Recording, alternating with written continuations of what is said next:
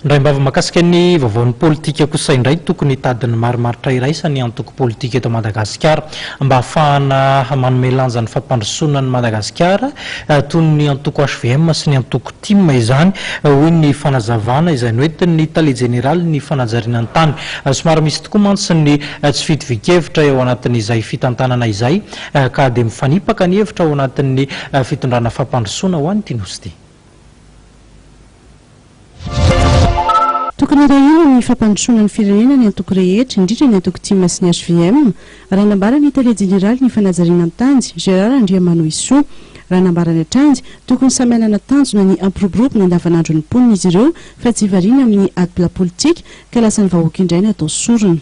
Zay mpitondra rehetra zay resahako zany zay hoe zay ny tsy akeko foana ao averiny dia zay zay resahako zany lesanareo hoe misy olana mitondra fobe sy ny seria zany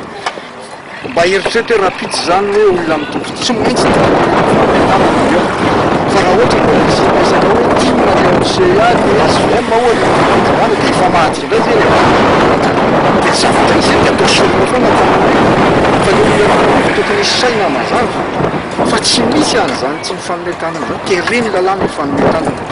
ka tsy mety resaka io hoe zavatra ny dia miavinavina ny CA ao anatin'izany fa zay efa